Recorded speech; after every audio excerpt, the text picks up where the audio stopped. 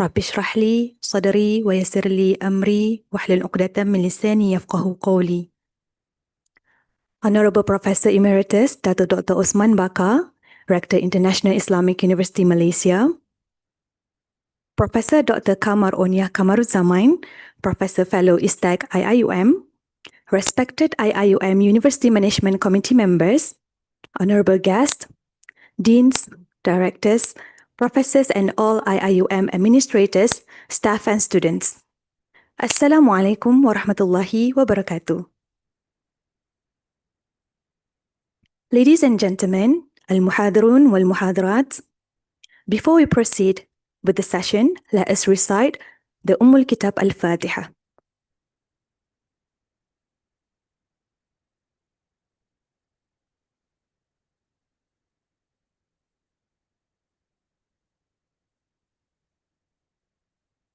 Ameen. IIUM, a university guided by a profound mission with the foundation of Surah Al-Alaq, Ayah 1 to 5. أعوذ بالله من الشيطان الرجيم. بسم الله الرحمن الرحيم. اقرأ باسم ربك الذي خلق. خلق الإنسان من علق. اقرأ وربك الأكرم. الذي علم بالقلم. علم الإنسان ما لم يعلم. صدق الله العظيم. As its philosophy aspires to nurture individuals with ummatic mind, I am Nurul Iza, an alumni of 2025 from IIUM Pagoh campus. I am humbled to stand here to facilitate the session among great minds and thinkers. It is with great honor and immense pleasure that we present the fourth Professor Fellows Lecture Series today, and may I present to you our speaker today, Professor Dr. Kamar Oniah Kamaruzaman, our Professor Fellow ISTAC IIUM.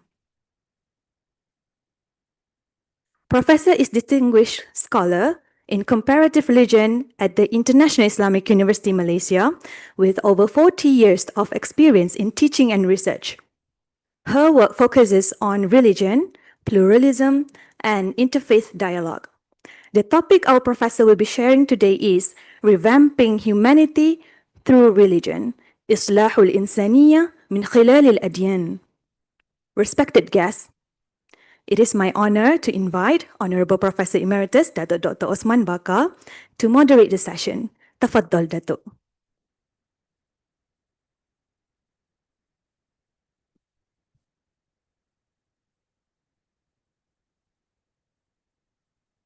Bismillahirrahmanirrahim. Assalamualaikum warahmatullahi wabarakatuh, and a very good morning, everyone. Our sister moderator, pengacara majlis, our guest speaker, Professor Kamar Oniah Kamaruzaman, and colleagues, academics, students. On behalf of the university, IIUM, I would like to welcome our guest speaker, our fourth speaker in this series, on the topic which, of course, reflects her concern, devotion, intellectual devotion to the subject of religion and religions. It's two different things, religion and religions. Religion, to study the phenomena of religion as such, not any particular religion, but she also studies. Professor Kamar Oniah, long friend of mine and also my family. We had some communities, those from the temple mafia, Professor Imtiaz from there, yeah, with me and Professor Kamar, because we were all students of Al-Arham Al-Marhum, Professor Ismail Faruqi.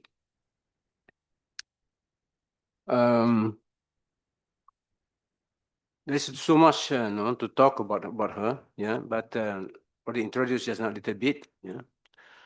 But basically, I look at her as an international scholar of religions, and religions.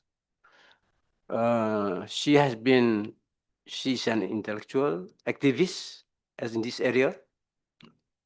She has written significant books, and of course, her thesis on the Al-Biruni is very, very important in the sense that she helped present the thought of Al-Biruni to particularly the Malaysian audience. You know, Al-Biruni was celebrated more as a natural scientist. Many historians of science, both Muslim and non-Muslim, consider Al-Biruni as the greatest, certainly the greatest Muslim scientist of all times, and one of the greatest scientists in the world. But lesser known, he was also in a sense a founder of comparative religion, one of the founders of comparative religion, because he came after Al-Farabi. Al-Farabi paved the way, but Al-Biruni wrote his famous book called India, Al-Hind. So through his study of Hinduism, he was a Muslim scholar who studied about Hinduism. So that book, Al-Hind, which is available in English translation, and I will advise you all to read that book, India. So, and of course, he used that as one of his guidelines, her guidelines for her dialogue, inter-religious dialogue. Yes, participated in numerous inter-religious dialogue, interfaith dialogue, whatever the terminology is. Well, basically, it is dialogue among religions. So we hope, of course, Nasin comes with a bold suggestion, bold proposal for students of comparative religions, but even particular religion, I'm sure will be enlightened by talk, and in Malaysia in particular, Malaysia is more suited than many other countries to talk about the role of religions in the revival of civilization now, because civilization as such is under attack in the West. It's attack in the West. It's not an attack on particular civilization, it's an attack on civilization itself. When we look around what's going on in the world, civilization is under attack. In place, you have barbarism of the new type, neo-barbarism. This one. So it's a pleasure to welcome you, Prof. Yeah. And of course, I'm happy that you have agreed to come back to university as Professor Fellow. Yeah. I know it is just a waste of your knowledge, your talent, just leaving you just I don't know, whatever you do in with your family, that, yeah. But I thought that your knowledge in this field is very precious, should be disseminated, especially to the younger generation. So with that, I invite you now to present your lecture, Revamping Humanity Through Religions. Bismillahirrahmanirrahim. Alhamdulillahi Rabbil Alamin. Wassalatu wassalamu ala alihi wa sahbihi ajma'in. Sister MC, very nice to have you from Pago, making it even more wider spread. And of course, very much thanks. A lot of thanks for, Kampung Pago. yeah, we are still one. We are still one wherever we are. And we hope we will always be one wherever we are. And I want to thank the kind words of the rector. Rector is not just a rector, he's a rector for you, but he's my mentor. When he said do, I do. When he said no, it's no. Because I have trusted in his judgment. He had made decisions which I cannot make for myself. For that I'm grateful. And thank you for having me back. Yes, for more than 4 years, at least 4 years, I was in hibernation after the COVID. I was not affected by the COVID, but I lost many close people around me. I went into a kind of introvert, thinking, what the heck is going on? What is this all about? You know. And I've been invited after the COVID to come out. I refused to come out. I just was too much into myself. Until finally, Istek and the Prof Walid Fakri persuaded me to come back to receive an award. And that is the Murabi. That I come for the first time. And then I met again and I was revived and I have a responsibility. I'm coming back with a responsibility. I cannot just go without finishing my responsibility. I was asked,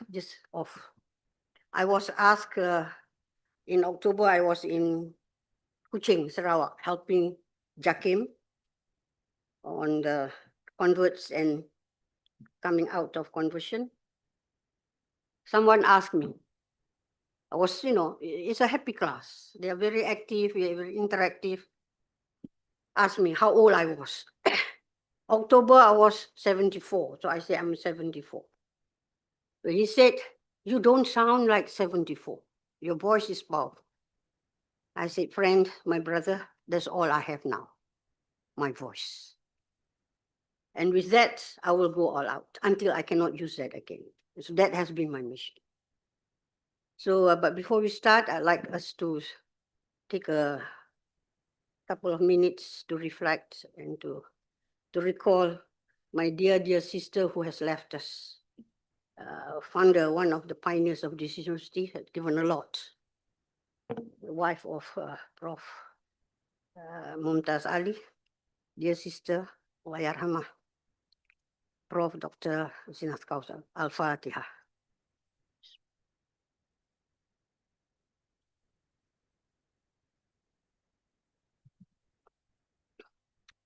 Yes, to my younger brothers and sisters, wake up. You still have a long way to go.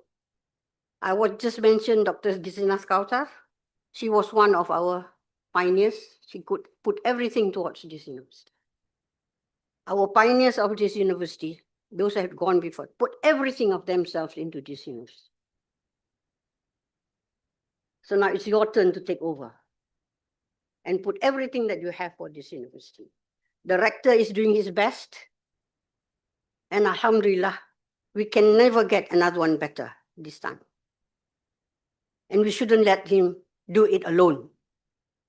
It is our responsibility more than his responsibility to revive this university. It's the bottom that gives the strength. And the problem with our civilization today is because we have no bottom. We have no pillar. I used to go about and said, our civilization today is a civilization without base. We are top heavy. We have all the intellectual and the physical achievements and glamour, but we are miserable at the bottom. Because this is a civilization without soul. We are all physicals and intellectual, but we don't have a soul. In the past civilization, our civilizations were based on souls. They were religious civilization. We had spirituality. And this spirituality gave us the spirit, the soul, the anchorage to shoulder the heaviness of the physical achievements, the loftiness of the intellectual. We need a base, we need an anchorage. So what we are having now is all this glamour and superficialities. We are like a lake, a frozen lake, very beautiful. And you see all the landscape shimmered, reflected in the lake. All the landscape, all the trees, the sky, but right under that thick ice, it's hollow, it's fluid. So this beauty of the landscape is just a mirage. Something drop and this ice break and it's all solid, gone, and we are all in fluid. And this is what our civilization is all about. We are a civilization without a soul. I've been on this line, sorry, Prof, I'm taking off a bit. This is a topic, this is very near to my heart. It's more than 20 years I've been reflecting on this, and now I'm writing this book. Inshallah, I hope will be okay. Our civilization is a civilization without direction. I have mentioned this in a couple of my other presentations. Sister, if you can go to the last of my slide. The last one, slide 38, I think. This reflection had been there for some time. This is where I started. The ideas of this revamping of humanity through religion, has been a long thinking sort of process. Just to share you when I first articulated this in a very serious way. The first was in UNESCO Conference on Education for Shared Values. I was a respondent to the keynote address that was in Adelaide, 2004. I raised the issue of negative culture. I said, there's a kind of weirdness today that we celebrated the things that are negative, not the things that are positive. We are giving attention to negative things, talking so much about negative, highlighting a lot of the negative culture, not the positive culture. And we are beginning to accept the things that are wrong as part of our life. We have made things that are bad and wrong as part of our culture. We have incorporated it, and it has become a norm, acceptable. Greed, I said, for example, greed. Greed is something every civilization, every culture rejected, but now greed is part of our culture. It has become our norm. We have accepted greed and we have institutionalized greed. So the greedy people are not doing something wrong anymore. We have taken this as a part of life. But as it even more seriously is our attitude towards violence. We used to, as human beings, rejected violence. We abhor violence. But today, violence is regarded as a normal thing, as a culture. In fact, if you look at the movies, if you look at the even the children programs, violence is celebrated. And the evil people are glorified. Yeah, what is wrong with us? The good, the conscientious, the selfless, the kind are not part of our heroes anymore. We celebrated the powerful and the cruel. It is as if this is the model of the culture today. Something is seriously wrong. So in the next one that I talk about, along that line, this was in Parliament of World Religion in Spain, Barcelona. I was a panelist with Karen Armstrong, and I raised up the same point. Actually, there was some kind of an adventure in Barcelona. They invited me over to talk on the hijab. And I replied, no. I will not travel thousands of miles, leave my students to talk about a piece of cloth. How can a piece of cloth be such an issue? You are distracting us from the real issues of this world. I said no. They were a bit upset. Prof. Irfan Khan was the organizer. He was a bit upset. And then suddenly I got this, just about 2-3 months. He said, could you become a panelist with Karen Armstrong? And it's about fundamentalism. I said, yes. Her books are not many here, so I went to Singapore, get all her books, read her books during the day, and at night I made tahajjud. Because I was told it's going to be a big, big audience, because it's one of the track. So my statement, I said to my mind, what we are facing today is because we no longer know how to behave like a human being. Why? Why don't we know how to behave like a human being? Because we don't even know what a human being is. And why don't we know what a human being is? This is because when the world stepped into the modern age, we said goodbye to religion. Whereas it is in religion that the definition of a human being is found. All religions without exception, define what a human being is. But more importantly, not just define who we are as a human being, all religions without exception guide us to become a proper human being. Becoming a human being is not our business. God made us what we are. Our responsibility is how to become a proper human being. And because we don't know what a human being is, so we do not know how to behave like a human being. So I said to my mind, we need to relearn the ABC of being a human being again. I got a resounding applause. I could relate and could understand non-Muslims. Only about 20% or less Muslims were there. They could understand. And then, of course, that was in 2004. And now where are we?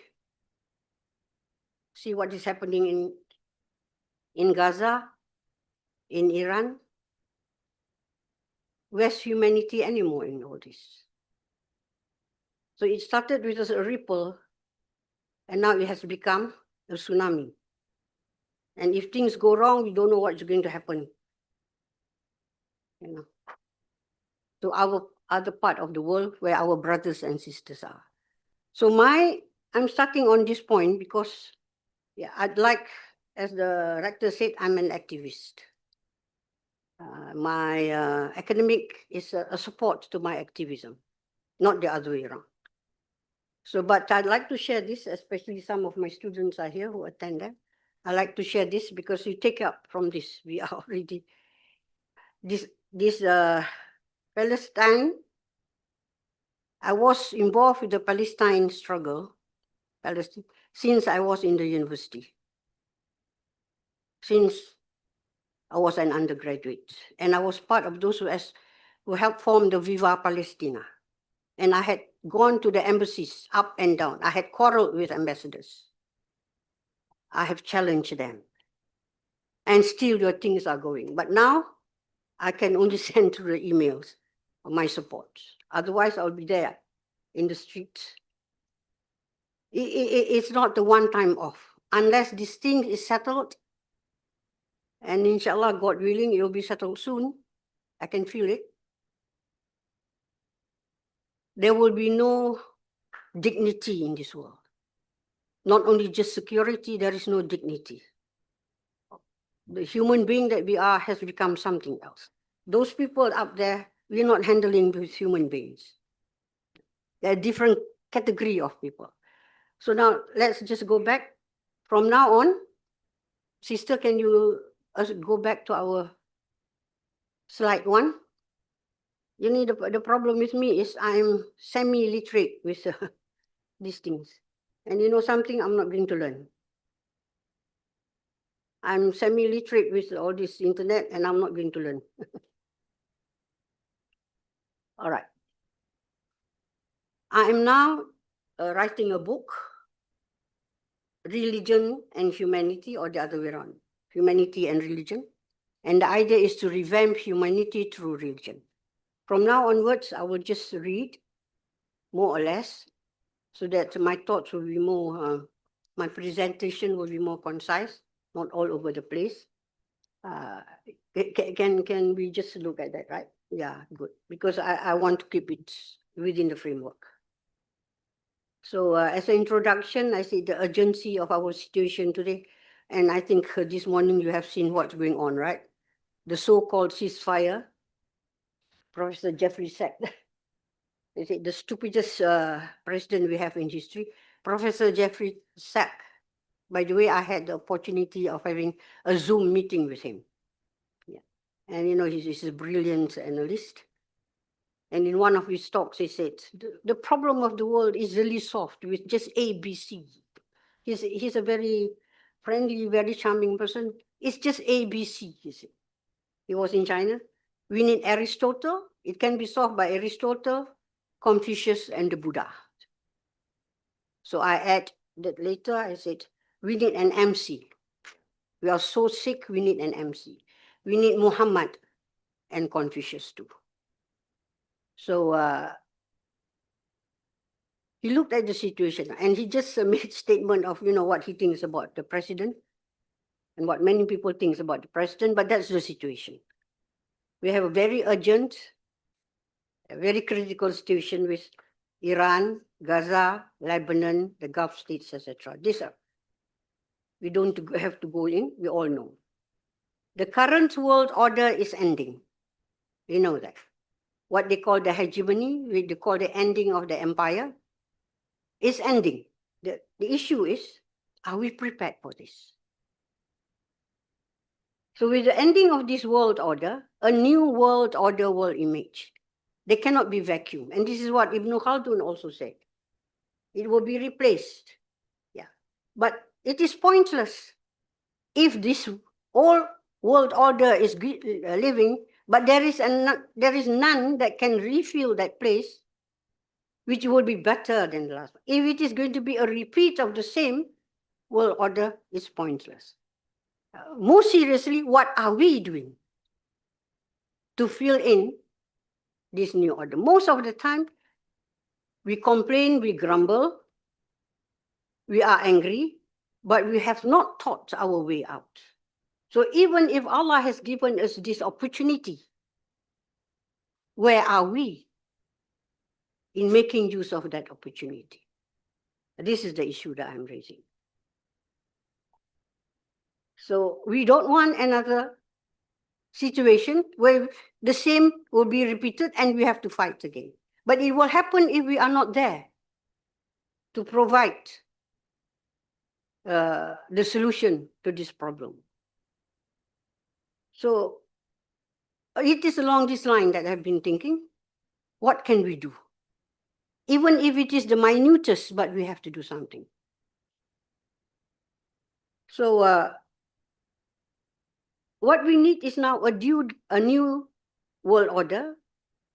And this new world order cannot be carried out by just one community. So when I'm talking about this, we need this new world order. I'm talking about a global sort of revival of a new mindset. And it need not be political. Not everything is handled at the political level. Because we are all not politicians. Allah has made us like that. There are people who are politicians, but it does not mean that the non-politicians have no responsibility. As long as we are a human being, we have a responsibility in our own scope. So I was suggesting that religion should be part of this dynamic of change. And this dynamic of change should be harnessed on the mechanisms of religions. And I will explain later what I mean by mechanism and dynamics. It needs a team effort by all religions, religious communities, on the platform of our own religion. Not merging as one group of religion, but as different religions, we work together. It's a cooperation rather than what you call the merging. It's not about merging. It's about cooperation. Each religion understands and practices religion in its own way. We have to understand. We have to team efforts. We need to work as a team. We must understand and respect our partners' religious sensitivities. And we must understand that each religion understands and practices religion in its own way. And each religion is an entity with its own identity. So we cannot expect others to think like us, and we will not have others demand that we think like them. That is not interfaith engagement. In interfaith engagement, we remain as we are, we respect people as they are, and they respect us as we are. It's not the merging and it's not the diluting of our identity. So I come back to taking the footsteps. Can we change, sister? Next slide, please. The prophets, taking the inspiration from the prophets and the founders of religion. Let me just explain. In my work, I differentiate between prophets and founding prophets. The founders are, of course, founders of religion who are not prophets. Prophets are those who receive revelation. Founders like the Buddha, he did not receive revelation. It has nothing to do with revelation. And there are the sages of civilizations like Confucius. They are not prophets and they are not founders of religion, but they are sages of civilization. But the prophets, there are two types. And I just went through Prof. Nakib Al-Atta's book. He followed these prophets. The prophets are of two types. We have the prophets that continue what other prophets had done. There is just religion that expanded. Prophet Ibrahim alayhi salam, for example, started with this universal monotheism. And the other prophets expanded and continued. Yeah. But they have a different sharia, yes, but it's still the same. But there are prophets that founded religion itself, like Prophet Muhammad sallallahu alaihi wasallam. It's a revamp and a strengthening to form a more complete religion. Later I will explain what I mean by religion. So we have prophets and founders of religion, and they come at different times in human history. And when do they come? When the time is chaotic and what do you call that? A lot of disorder, a lot of pains. Not like today. There are times when they came, they were challenging times. So are we today. Only prophets will not come anymore. They have ended. Now it is our business to carry out the roles of these prophets. So they came during the chaotic times in history, social disorders, injustice, similar to now. And they give leadership in spiritual and social matters. So how did they work? Starting with transformation of individuals. And this is very, very important. The prophet started with transforming individuals. So we have the word conversion. What does it mean? It means we change from a different person. Before we convert, we were a different person. When you convert, you become a different. It's a total conversion. It's a total transformation. And this is necessary. Transformation in our way of thinking, transformation in the way we behave, transformation in the way we feel. Transformation at the intellectual level, transformation at the spiritual level, transformation at the physical level. So the prophet started with a group of people who transformed themselves into different characters. Take Sayyidina Umar, for example. Very significant. What Sayyidina Umar was before he became a follower of Rasulullah, before he became a Muslim, was a very different person. So a complete transformation. And if we want to revive the role of religion, and we want to put religion back into participation in this world order, we need a group of transformed people. somebody that has changed from what they were yesterday to what they are today, and most importantly, to what they will become tomorrow. This group of transformed people are necessary because the task they have to take for tomorrow is a very difficult, challenging task. Unless they are transformed, they cannot do it. Okay. They cannot do it. So unless we have people who are going to transform themselves to be that type of individuals that are ready and willing to participate, to perform, it cannot be done. So the prophets all started with transformation of individuals. This group of individuals are ready to take the task all the way because they trusted in the leadership of the prophet. It is only when this transformation has taken place, then only they could reform society. So in the case of Islam, the transformation is also translated into the hijrah, the migration. Moving away from Mecca to Medina was not just a spatial, just not a migration of a location, space. It was also a migration of the soul. It was also a migration of the mind. Coming to Medina, they were ready. These were transformed people, intellectually, spiritually, even physically, to set a new order in Medina. The Sharia was put to work. And this was only possible because they were already transformed. And they knew this new order, social order, will be the one that is necessary. And it's going to be heavy, but because they're already ready for it, because they've been transformed, set to get to, and they went all the way for it. Unless this happened, there will be no reformation in society. So came the world order, the Sharia in Medina. And with the Sharia, there was a new order, and with the Sharia, this order transformed society. So the prophets came with transformation of individuals and reformation of society. And through that, also, the humanity is revamped. The nature of human being has been revamped. Okay, so this is how I look at it.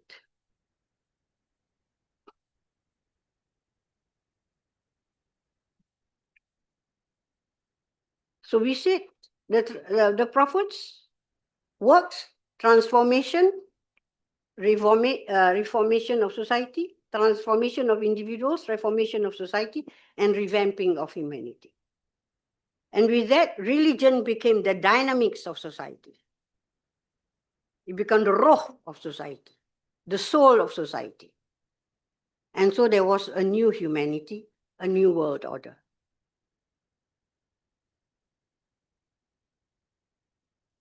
Now, what did the missions of the prophets? It's not just about going to the next life. It's just about what happened after we die. The prophets come to solve the problem of today, not just to help us go to the next world tomorrow. It's today. They address this issue. So what happened at the level of the next slide, missions of prophets and founders? Transformation of individuals at the intrapersonal level. At the intrapersonal level, I use this word, intrapersonal and interpersonal, because I'm talking to even non-Muslim audience. Yeah, basically, to Muslims, we'll say this hablu min Allah wa hablu min nas. Intrapersonal is about within ourselves. Us and Allah and everything about us. The intrapersonal transformation of individuals started at intrapersonal level, the conversion of belief and the enhancement of spirituality. So we became a different people. Then the rebuilding of mindset and attitude. How?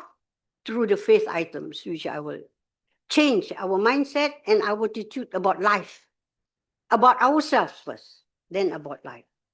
And with that, there will be a transformation of personality, intellectually, spiritually, physically. This is the transformation of the individuals. Transformation of society, resetting or introduce a new social order, the Sharia, as we know it. Reform society based on new value systems and social items of religion. The right and wrong, what we call the moral compass, the right and wrong, the acceptable and non-acceptable, the proper, the improper was set clearly. So we are all on the same page. And we are all driving on the same direction. Otherwise, we'll clash on the road. If one decides to go left-handed, the other one decides to go right-handed, we're going to have clashes. It is necessary to have a common moral compass for everyone so that we are on the same page. And it is only then we can move as a group. This is necessary, the ABC of being a team. And with that also, the institution of humanity and religion became the base of humanity. Later, I will explain what is the humanity. Humanity. The word humanity has two meanings. One is the whole of humankind. The other one is the roh, the spirits of being a human being. To make the distinction clear, I will only use the word humanity in the context of the roh of being a human being.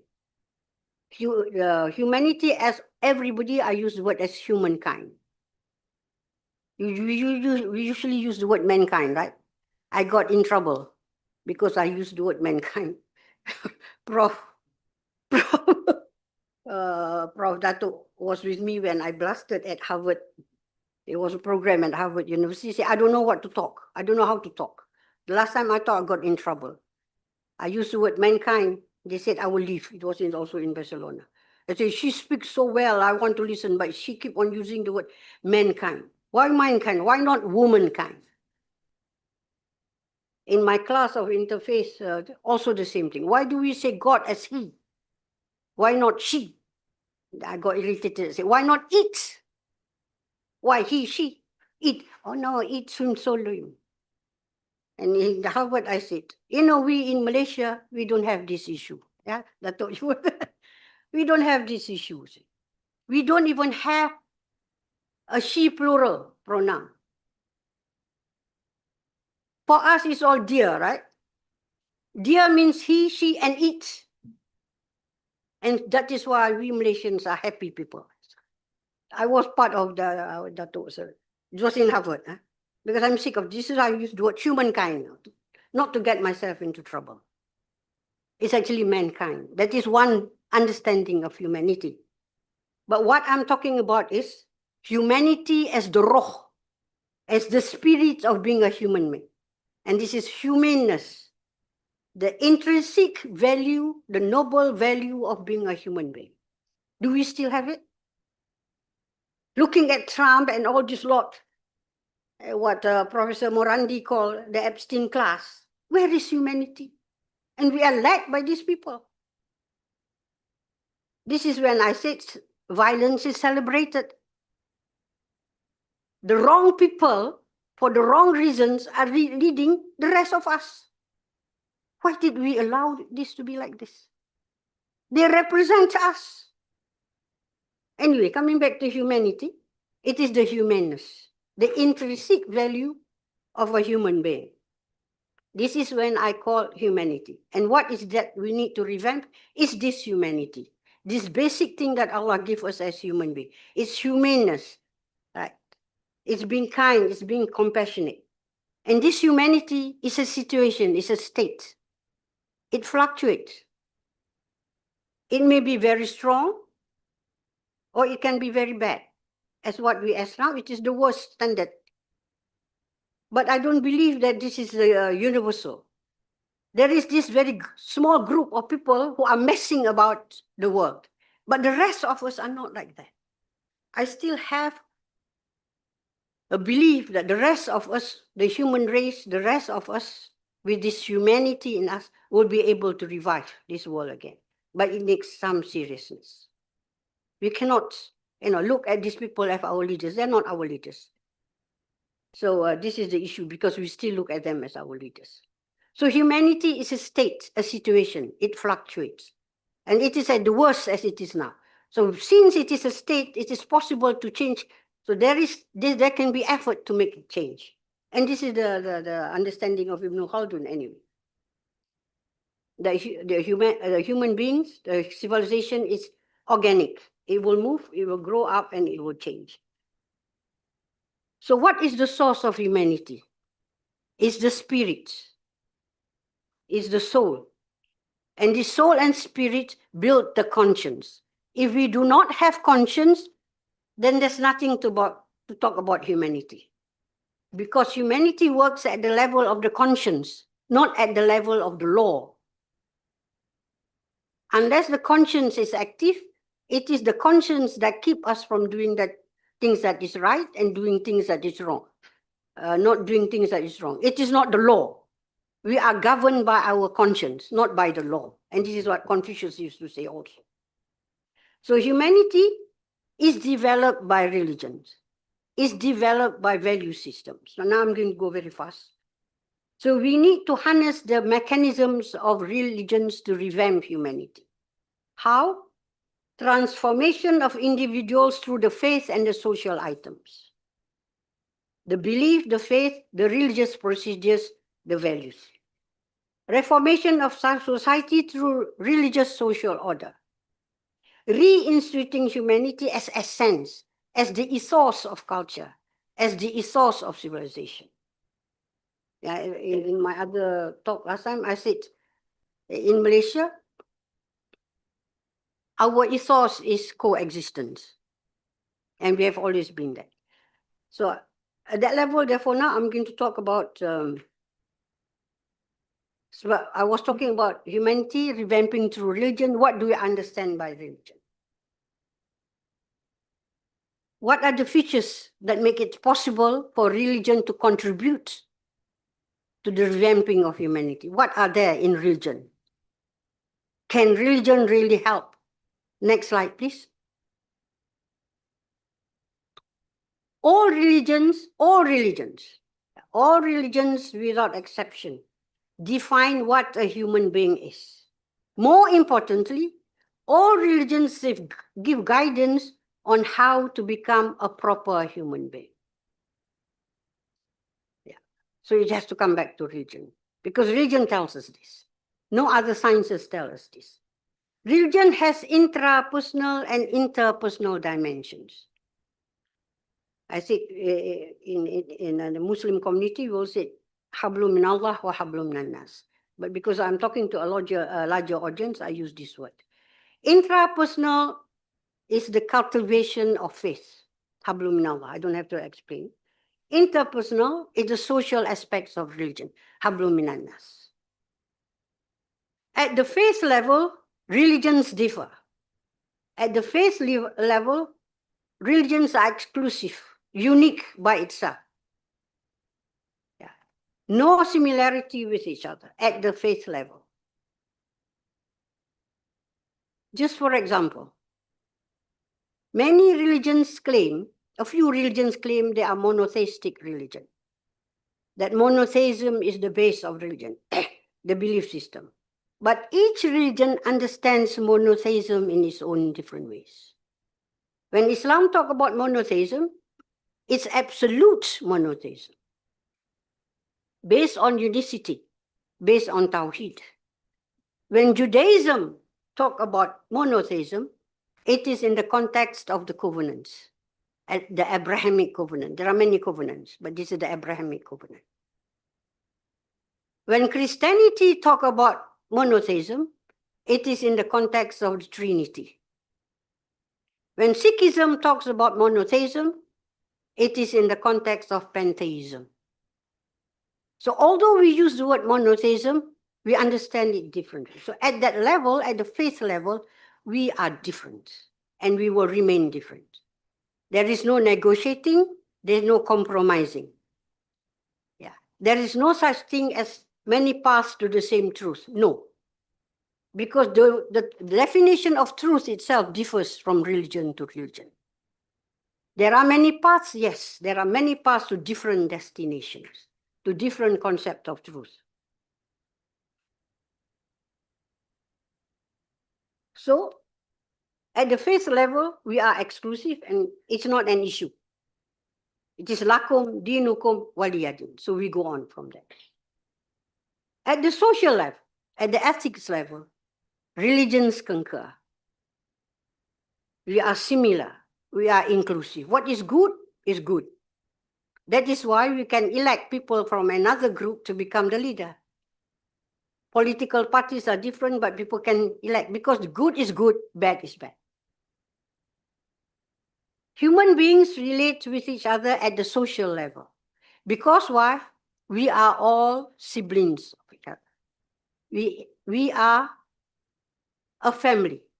And I call this the kinship of humanity, interrelatedness. So we can relate at the human level, at the social level.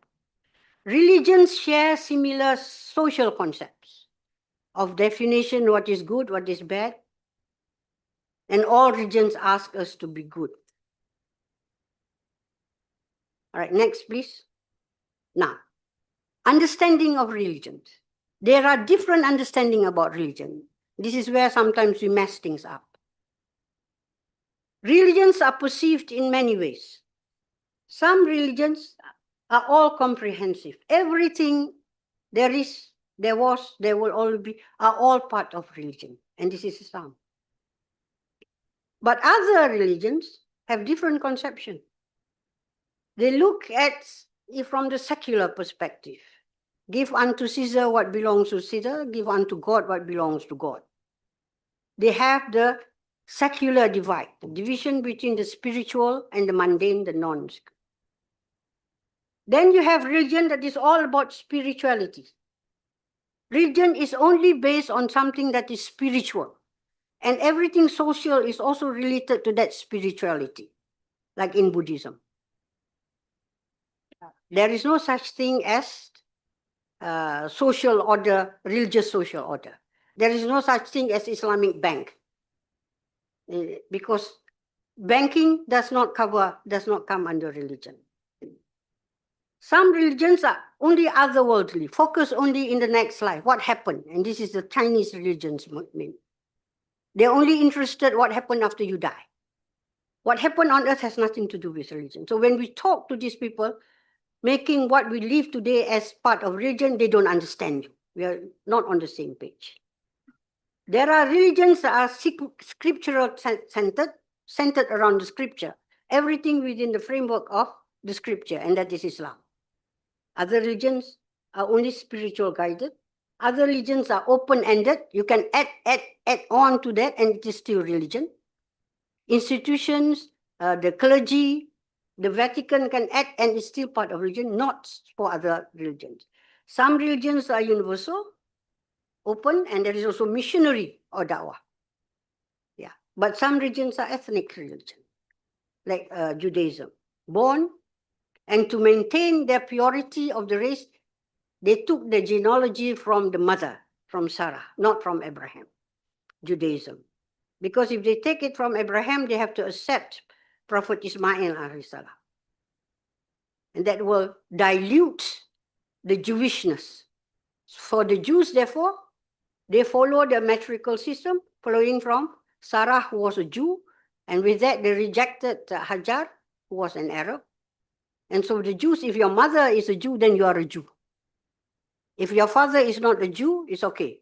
But if your mother is not a Jew, you are not a Jew. And this was Judaism that developed after the return of the Jews from exile from Babylon, not the teachings that was brought by Prophet Ibrahim and the rest. It was only after the creation of the kingdom of Judah that the word Judaism. So you have Bani Israel and you have Judaism, two different group of people. Now, religions. What is my definition of religion? Because it is what Prof. Al-Atas said, a system of belief, faith, and worship. And then he elaborates on the social dimension. For my purposes, I said religion is a system of belief and faith. Even before I read this book, you see, I read his book after I wrote the draft of my book, but I was the student of Al-Atas before I wrote my book. So the ideas are there, although the terms are not. So my definition of religion is the system of belief and faith. Prof. Al-Atas also said that, system belief, or sometimes he said institution of belief and faith and worship. I didn't use the word worship, but I use it structured interpersonal. Religion is a system of belief and faith with structured intrapersonal and interpersonal dimensions. I've discussed that, intrapersonal. Belief is at the mind level, the comprehension level, the Aqidah. And it's a comprehension. After that, once the belief is there, the comprehension is there, you internalize it. When you internalize that, then it becomes faith. And this faith has to be translated into action to materialize as faith. And this is through the rituals, the rites and rituals. So after you get faith, then only you know how to pray, then only you start to pray, and then you are fasting after the belief is established, after the faith is internalized, and then it is expressed in the rituals.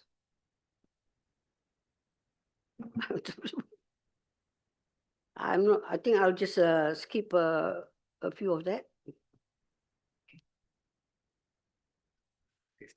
Yeah, I'm going to, so I've talked about what are the faith items. I go very fast on this, because you have to start the faith items. You have the founding prophets and the founders. This part of the faith, scriptures and sacred text. You have belief system and theologies. You have doctrines and dogmas, and you have religious procedures. Okay, the value system. The social systems you have, next please, make it very fast now, because I want to talk about something else. You have the value systems and the ethics. This is the social system. Assessment of what is right, what is wrong, what should do, should not be done. So you have the laws, injunctions, the Sharia, the hudud, qisas. You have the moral codes. The moral codes are the listed item on morality.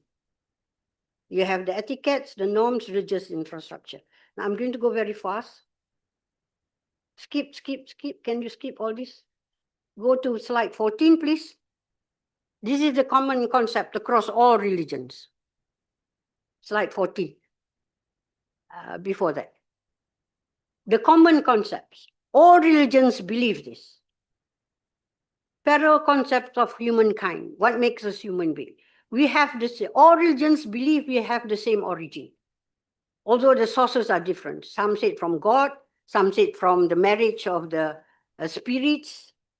Yeah, some say it from the cosmic man that disintegrated the Purusha and the Gayomath and then became human. But there is a common parentage. We all believe that we have the same parents, original, the primordial, Adam and Hawa, in our case, and the others also have this. And all believe that human beings have the same constitution. Most religions talk about body, soul, and mind. Physical, spiritual, and intellectual. Buddhism talk about the 5 skandhas, the 5 aggregates. Human beings are made of the 5 aggregates. All religions believe we have common human nature. All religions believe they are siblings of each other, brothers, same family, and that we are all connected and interdependent upon. These are the common concepts. Because of this common concept, so we can come together and work together as a human family for the sake of the world.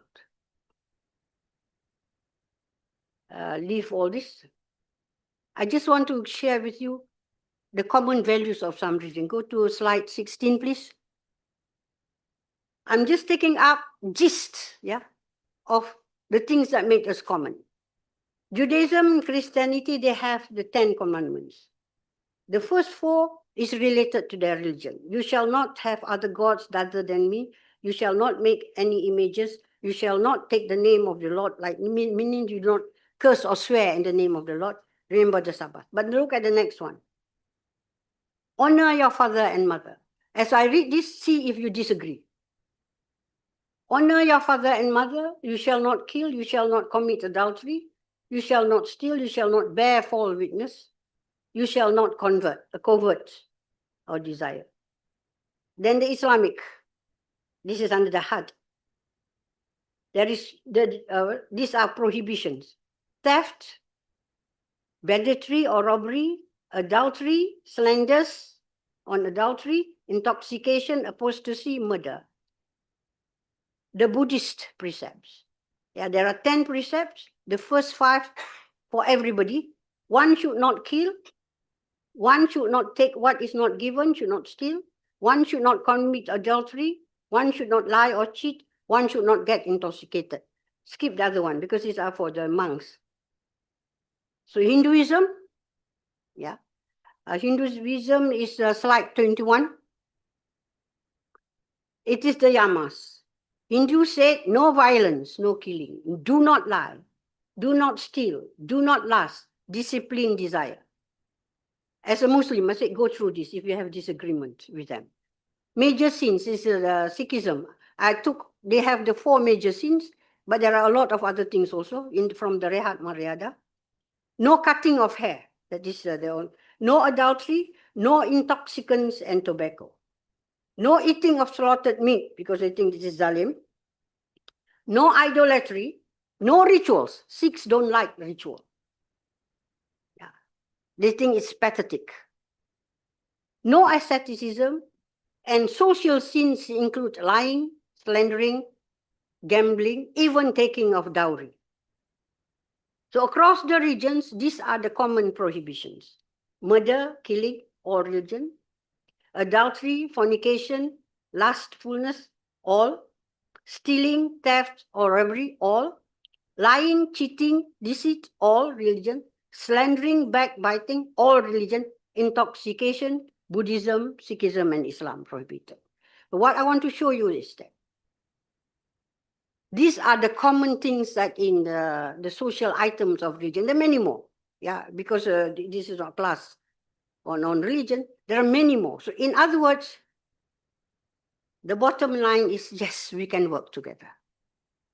We do have a common moral compass for all human beings in religions, not outside religions. All right, the vices also. And then the parallel virtues are especially found in the Confucian ethics. I will leave all that. All right. I think the rest is, not possible for me. But what I want to emphasize here is position of the family. Confucius' social philosophy is the maxim. The maxim, maxim of Confucianism is a maxim for all of us. Good individuals make good society. The individual is good, the society is good. But most importantly, good individuals should make good family. And a good family should make a good society. In today's situation, the family is not prominent. Whereas in religions, the fundamental of all social infrastructures is the family. The family in all religions is sacrosanct. If you look at the picture, I like to show this. If you have a Chinese painting, it's not here, I'm not going to read this anymore. You see a young man carrying the mother, old man. This is quite common in Chinese painting, isn't it? You know why? Because they said, when we were young, our parents carry us. And now that we are big and strong, we carry our parents. This is the concept of the filial piety. Now, if we think that Muslims are very caring for the parents, think about the Chinese, the Confucian ethics. And that is why in Malaysia, Chinese send their children to Chinese schools. More and more now, even Malays are sending their children to Chinese schools. Why? People say because they know how to make money. No, this is the prejudice that we have. Because in the Chinese school, they teach ethics. The way in the government school, the national school, we teach Islam as a religion, all the curriculum. But when our children go to the mengaji kelas agama, you send them to civic classes, which teach nothing actually. So this is why they send their children, and they will keep on sending their children to Chinese schools, because they teach ethics. Their children will look after them when they are old, not if they come out. So don't talk about whatever reasons and how to make this a national school more Chinese in it, because most of the schools now have 2 or 3. In my grand nephew class, 3 Chinese and 1 Hindu. And getting less and less because of this. The stress on the ethics, and we are overlooking this.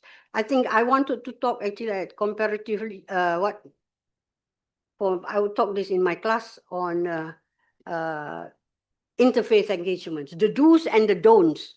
What is interreligious dialogue? What is interreligious engagement? What is initiative? Why interreligious and why interfaith? What's the difference between faith and what's the difference, the ethics of the dialogue and engagements? But this I'll take in my class, because we got to start from this premise. Thank you very much. Assalamualaikum.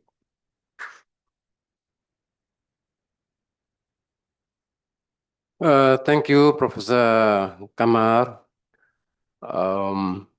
She has covered many aspects and issues pertaining to religion, to diversity of religions, to issues of commonalities between religions.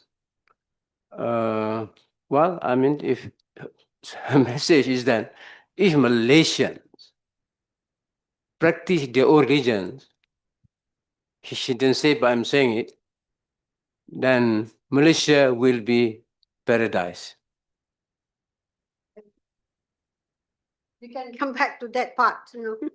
Yeah. Okay, yeah. And we have to start with ourselves. So if we practice lakum dinukum waliyadin, Yes. we'll be paradise. Okay. Questions?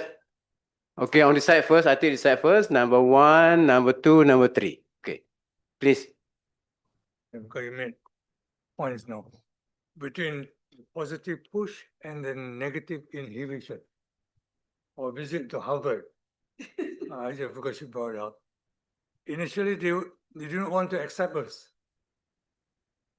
because there was a professor who was opposed to our visit.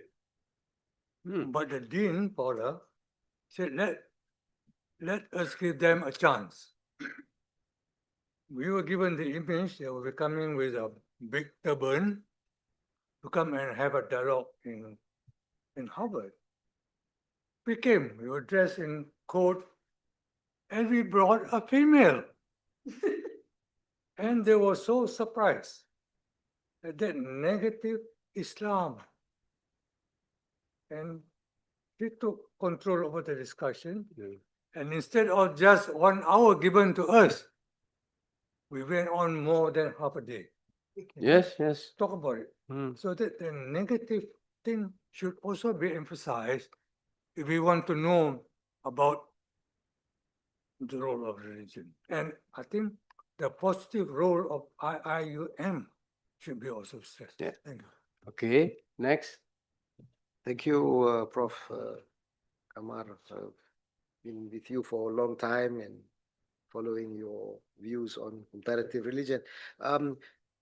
Would you agree with me? IIUM, the existence of IIUM is actually to materialize your topic. That is to show that religion can play a positive role in our contemporary world and to make it better. So if that's the case, my question is actually more on your word revamping. Why do you choose that word when actually the other 2 terms, transform, reform, probably mean much have a wider meaning. Revamp, I don't know. I mean, I'm not an English scholar, but revamp sounds very surface like. Yeah? So I'm just wondering whether there is a reason why you chose that word and what you. Okay, one more question before Prof. Kamal answer. Yeah. Yeah, Rose, yeah. Thank you, Datuk. Okay, my question is because we are a champion of law, ethics in particular. So you did mention that ethics do not, but I think it's not important for shaping humanity, but I disagree with that in the sense that I think it is important for us to have law first. To shape the humanity, we need to have law first. Because acculturation happens by having things that we have to do and we have to abide. Of course, we aim to get the values, but then that is towards the end. But we have to begin with law, having ethics. Very good. So we will just agree to disagree. Because law, if there is no enforcement of law, how will you be? Look at the traffic lights. When the traffic light is dead, you see how people on the road is. But whereas in certain parts of the world, they don't even have traffic lights. They know when to stop at the junctions. And like, I think in Canada also. So the law is there. And this is why Confucius also say that. And when you govern by law, you then people become mechanical. But if you govern by example, by ethics, then it is deeper. So let us just agree to disagree, okay? Happy with your law, I'm happy. Revamp. The word revamp, because if I do not use the word, if I have to say it, to re-event, that means it is not there. Revamp means something that is dead, that is passive, that is quiet, need to be pushed up. Because humanity is in every human being. It is a fitrah.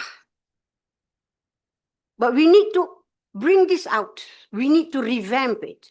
It is also the fitrah of all religion. Yeah. But religion has gone on the superficiality part. The humane part is not there. Not all religions. Buddhism is very deep. In humanism, in humanity. It is still there. We need to revamp. Just take a look. Just to take a look at our communities. Yeah. When there is disaster, there is calamity, where there is catastrophe. If it affects the Muslim world, if it is in Aceh, if it is in Turkey, we all come to the rescue. But if it is in other parts of the world that is not the Muslim world, we don't care. Compared to other people, like the Buddhists, for example. The Buddhist is global, worldwide. Their relief is so much so when we need help, they came to me and said, I will pass the money and the help to you in case people suspect us. Because that is at the level of humanity. So revamp, humanity is there in all regions. We need to push it up to the fore. We have to make this as the positive culture. So that's why I use revamp. Datuk, we were in Harvard. Yeah, what was the question? Sorry. No, just say. What happened? Yeah, I had in dialogue. This is what it is. This is like I said. I will not talk about a piece of cloth. Yeah, and I had some adventures. I had almost a fight with the ambassador of Israel in Singapore. He started it. I'm actually a good person. I don't make trouble. But you say something that is not funny, yeah, you get it. But there are many more occasions that is happy occasions on dialogue. But we'll not go through to that. Okay, this side, 1, May I have one question here? 2, okay, behind bro. Sorry, behind you. I know. I know. I do. Now, She got eyes behind. 1, 2, some of my students, they can ask me in class actually.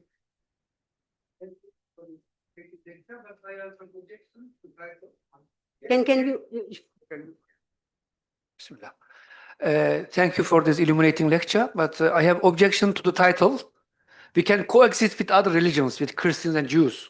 But today the main problem is extreme Christianity, extreme Judaism, forcing God to doomsday. The wars in Palestine, the war with Iran. We see behind this Christian and Judeo-Christian theology.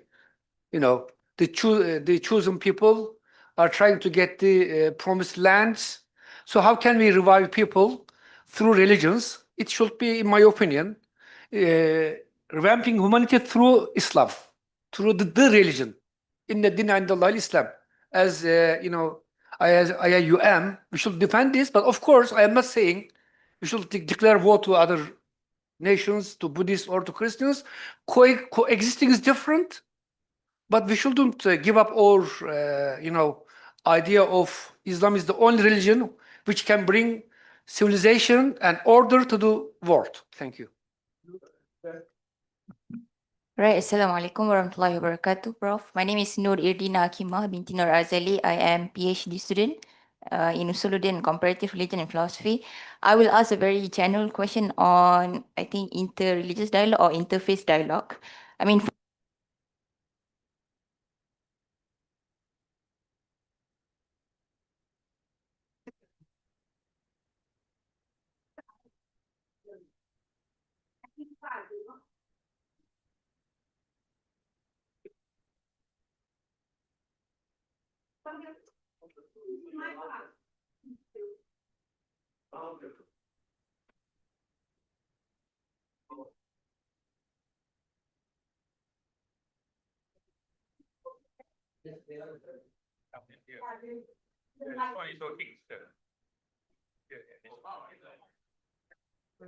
I think this line.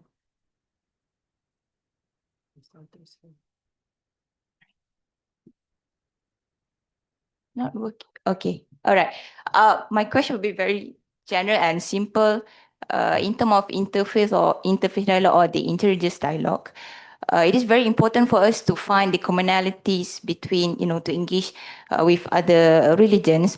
But I am thinking about what is the limit of, finding the commonalities between other religions, since Professor has explained about this faith item and also the social items. So that's the question. Thank you.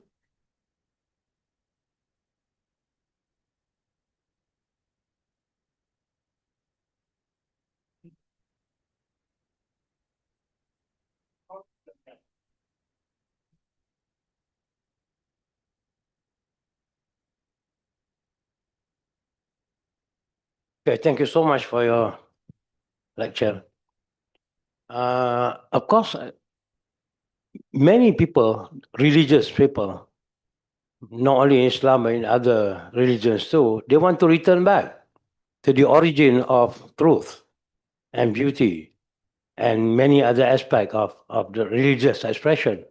Now, one of the movement was Reni Guinea. It was in 1920. And also other great scholars like Syed Hussain Nas and also Ananda Kumaraswamy and many others. Of course, I do have to mention each one of them. Now, this movement have started in 1920 already. But until today, we are still talking about the same thing, how to return back. There are many major things like the philosophy of science. If we don't go through the channel of this philosophy of science or the philosophy of arts or the philosophy of literature or the way how we understand myths and also legends and so on, it will be forever that we will never be able to return back except in social work and so on. Yes. But our job today is to return back to the major misunderstanding and also the major failure of man and humanity to re-understand their original doctrines, not at the level of the sacred text, of course, include the level of sacred text, but the level of this intellectual activities, intellectual understanding. So what we need is to revive that major doctrines in the various fields of knowledge. And I think the only way is to re-understand many aspects of intellectuality, so that we can use that as the ladder to return back to the origin, or to the original understanding of religion and the meaning of religion and man and God. And God has many attributes. What Al-Farabi said, God has many attributes, but only one essence. And something of that sort. So we have to define. There's a need to define which area, which field of knowledge, and how each area or each field of knowledge should return back to our tradition and origin. That's my comment. I need your opinion on that. Thank you so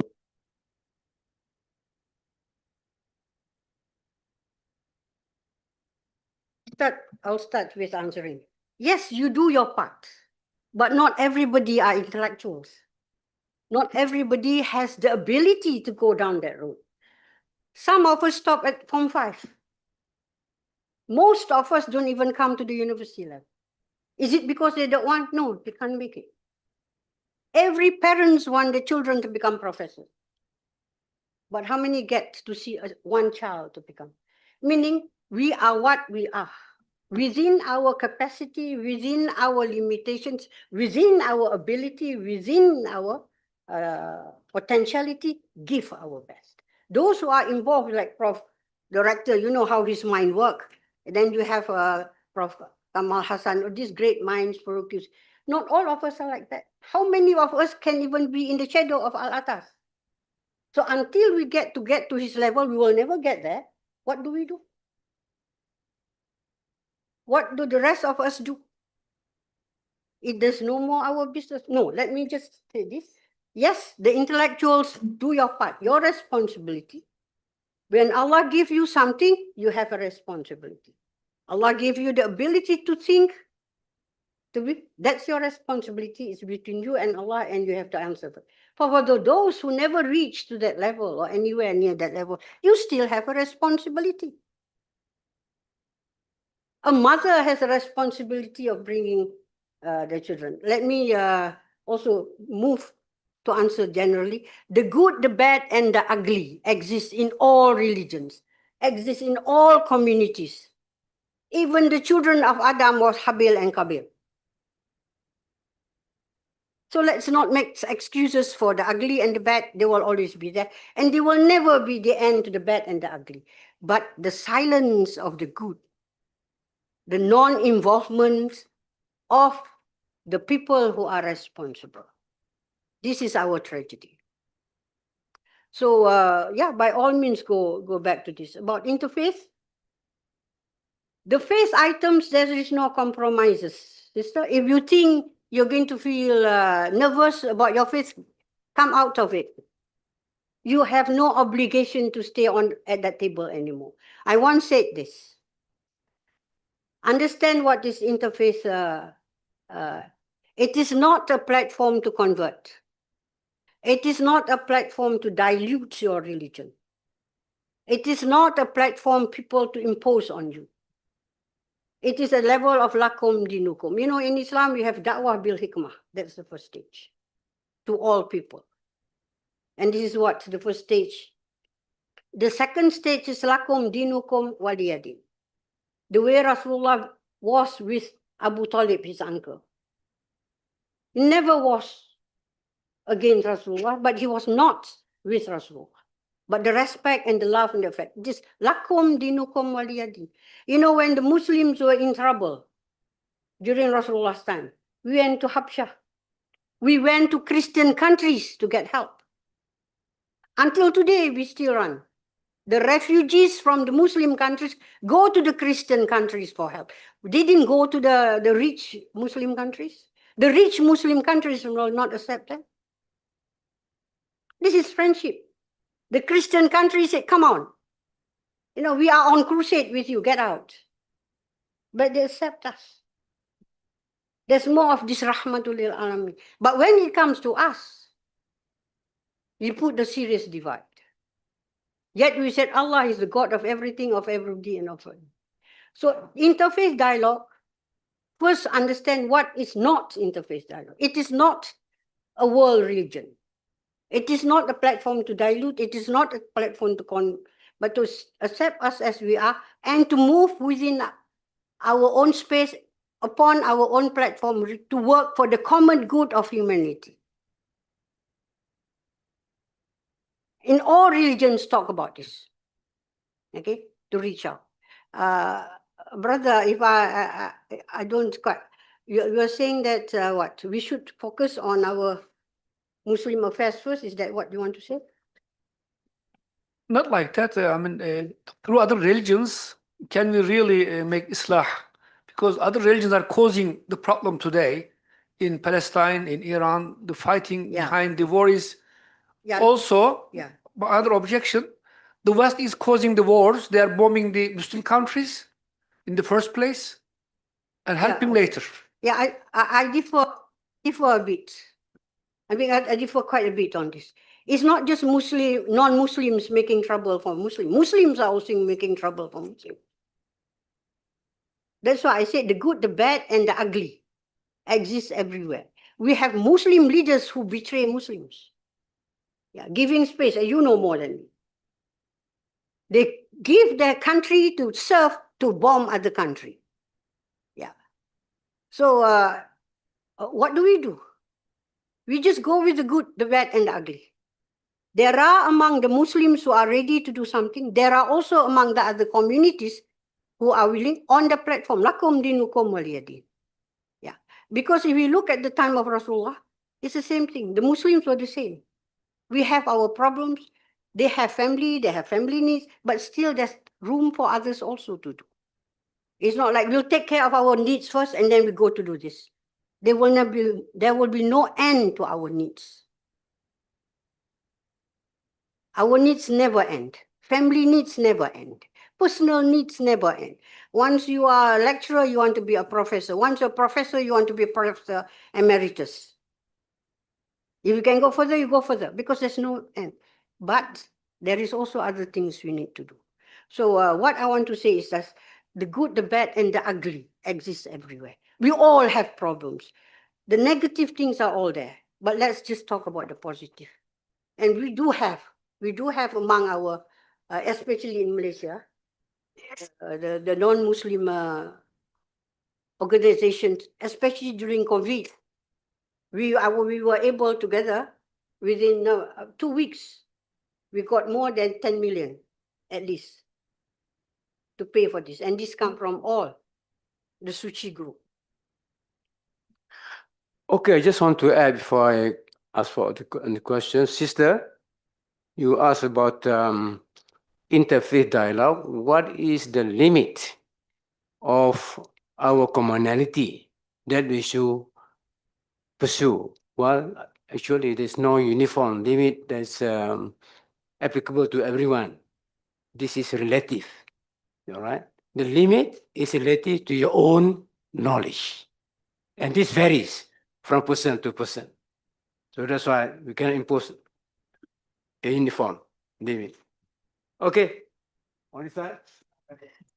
One.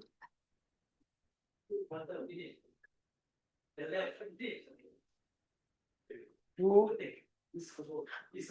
Okay, please. Okay. Assalamualaikum warahmatullahi wabarakatuh. I am Dr. Naini from International Students of Islamic Society, Islamic Psychology. The lecture was very profound, and I'm hanging there listening intently. But I was a bit disappointed because you didn't go further. I would like for you to elaborate what is the form that you envision. Because you've laid the foundation, and I think it's solid, because all religion, like you said, have certain core values we all share. And to face the world problem now, we do need this consensus whereby we become the third element in the political field. Beautiful. But what do you envisage? What are you thinking the form?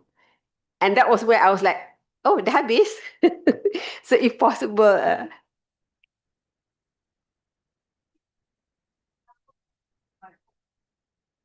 meaning we've already got interfaith. It's a standard activity in Malaysia, for example. We've got interfaith with the Buddhist, with the Christian, and so on. But I'm certain you are saying something more. And this is what I want to find. I want you to elaborate. What form are you? The mechanism. Are you thinking of forming what, a society or a government acta that we come together? Yeah. Okay. Assalamualaikum. I believe you are just like some of us, Atasian. Huh? We are referring a lot to the late Nagib Atas. I was wondering about some definition that always Atas was always focused on definitions and in like language, your communication in language, and the difference between humanity and humanism. You haven't actually touched on humanism, because I would like to say to find an equivalent way of finding the epistemology, the hierarchy of it. In our sciences, maths is our language. So in humanism, what is the mechanism where you can put the epistemology in a hierarchy of things, in a hierarchy of knowledge? Thank you.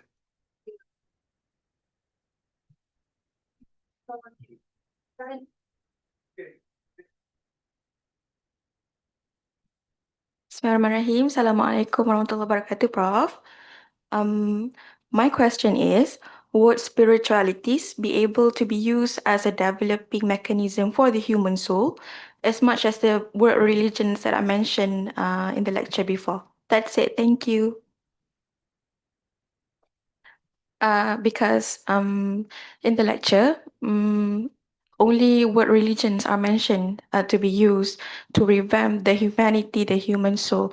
What of the spiritualities that are not categorized as religion? Thank you.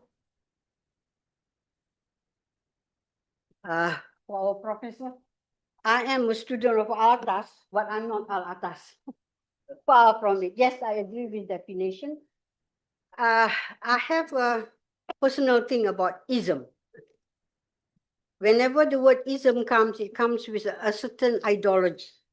So I prefer you to use the word niti. For example, pluralism. You can get into trouble when you talk about pluralism. But I use the word plurality. So it is not an ism. And ism means as another ideology that is like humanism. Coming from a Western understanding of humanism, they have a definitive definition of humanism. But humanity is more general. Like plurality, Islam believes in the plurality of religion, but pluralism has its own definition. So I avoid that sort of thing. So coming for humanism, if you're talking about humanism from the Western perspective, there was a period in our history as a way of running away from religion, they developed humanism. It's taking still the essence of religion, but not under the platform of religion. That is my understanding, because I don't go deeper into that. But my position is humanity. Humanity is the basic essence of being a human being. Oh, sorry. Sorry. To me, I use the word humanity instead of humanism. It is the basic, common, innate fitrah, the positive type. That is you. But the humanism has its own ideology, and if it comes from the Western history of sciences, it has its own definition. I'm sorry, I cannot answer more than that.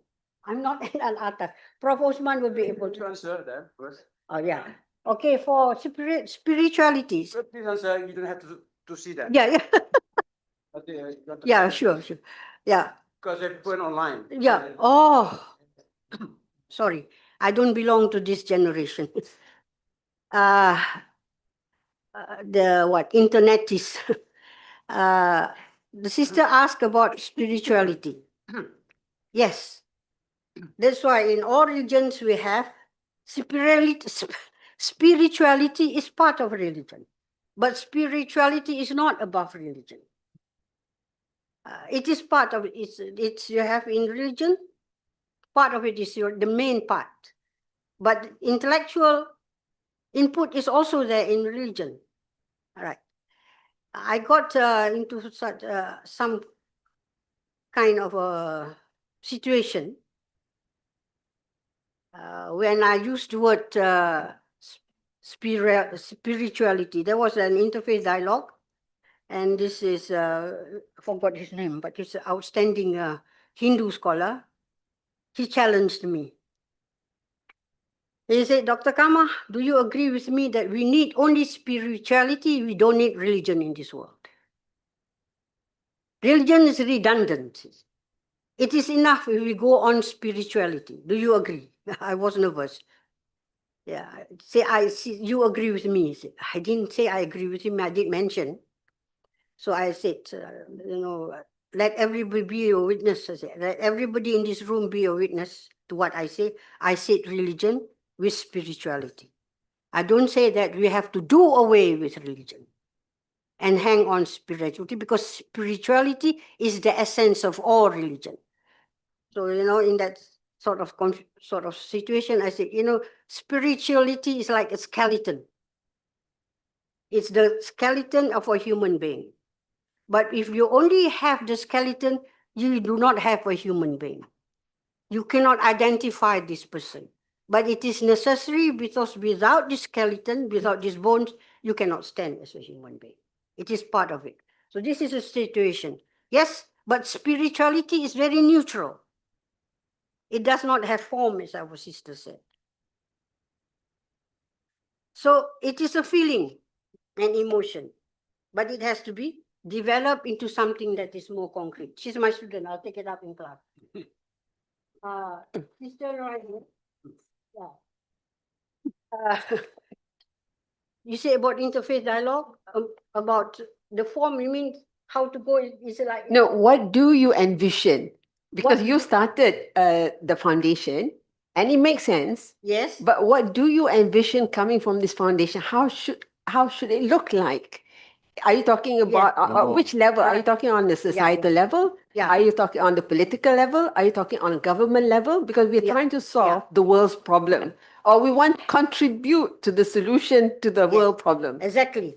We are not trying to solve the world's problem. I mean, they make the mess. Why should I be the one who solve it? But the thing is, we have a responsibility. We are doing our bit to do our responsibility, because before Allah will be questioned on what we do in the face of all this. To be neutral, to be passive, to be an onlooker. How do you stand before Allah to answer this? Allah has given us everything. What else do we need for us to move forward? So we move not at the level of the government. That is their problem. It's their business. Let them think it out. Not at the level of the politicians. That is their business. They chose to be politicians. So take it out and answer this before God. At our level, in my position,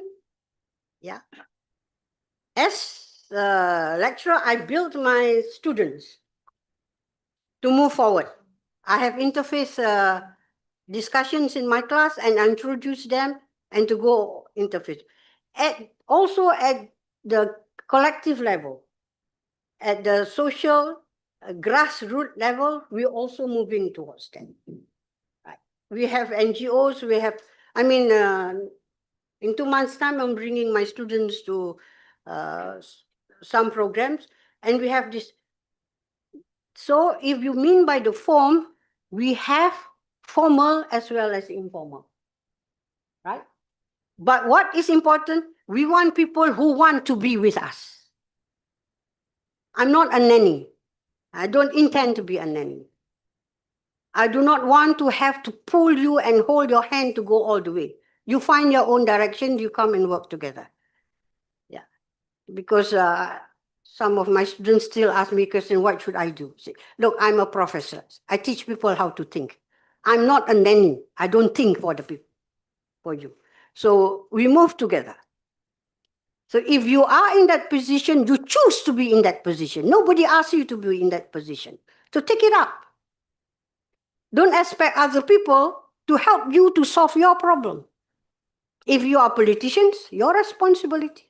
If you are in the government, you are your responsibility. If you are lecturer, this is our responsibility. Yes, we have many groups, as I said.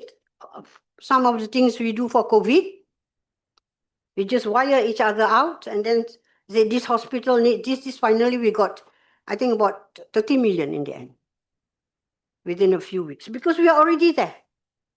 But we don't give this money to the government. We don't give money to any politicians. We go to the hospital, what they need, you order from us, we deliver. Because we want to do it. Okay, thank you, Dr. Ryan. Join me. Join me and we'll go make it wider. Okay, thank you. Now, before I let the question, since the word humanism has come up and the word pluralism has come up, I need to make some comments. Next week, I will be in Beijing to talk about pluralism and humanism in Islam and Confucianism. So and of course you are going there as well. Yeah? First, humanism. Before the era of dialogue, some decades ago, when people say humanism, then automatically that refers to Western humanism. Humanism as understood in the West, which originated in the 13th, 14th century, basically period of the Renaissance, they call it Renaissance humanism. Yeah. But after some time has passed in dialogue, especially among academics, then there is now an understanding, there is a kind of a consensus that don't just do it use humanism, but now it is possible to say about Confucian humanism. This was the debate going on at Harvard University. You talk about Harvard. Professor Tu Weiming was professor of Chinese philosophy, who taught Chinese humanism at Harvard. He said he told those Westerners, no, humanism is not. If you by humanism means system of thought about who the human person is, who the human being is, what is the purpose of human being, why do human beings exist, and so on. Basically, it's about the agency of humanity, precisely what you talk about, humanity, humanness, and so on. Then other civilizations also have their own concept of humanism, because every religion has some concept about who the human person is. What is the position of the human person in relation to other realities, particularly to the reality that you call God? So that, So I'm going to speak at university. The topic is philosophical humanism in Confucianism and Islam. The subtitle is Convergence and Divergence. There is convergence, there is divergence. So I'm going to say to Beijing, there is such a thing as Islamic humanism. In other words, the humanism from the perspective of Islam. Many things are overlapping with humanism, but also differences. I think that's important. This is what dialogue has led. Dialogue has led to acknowledgement that the West has come to, at least the Western intelligentsia, come to an extent. Then, humanism other than West. In fact, I'm going to say here that the phenomenon of humanism in the West in the 14th century was a direct influence of Islamic humanism. Was direct influence. That's why the rise of the universities in Europe, and so on, is based on what happened in Islam. When the writings of Ibn Rushd was translated into Latin, Averroes became very, very popular in the West. Al-Farabi became unified. Al-Ghazali, all have their own Latin names. All have their Latin names. So I think that's important for us to when we see humanism, we don't mean just humanism in modern Western civilization. The same thing as pluralism. Now, this one is a bit new because you say plurality again. If we look at most English dictionaries, how do they define pluralism? Well, one meaning of pluralism is just plurality. Yeah. So in other, if you look at the dynamic, there are many meanings of pluralism. But here in this country, when the more you say pluralism, then you say you believe in equality of all religions. No, check.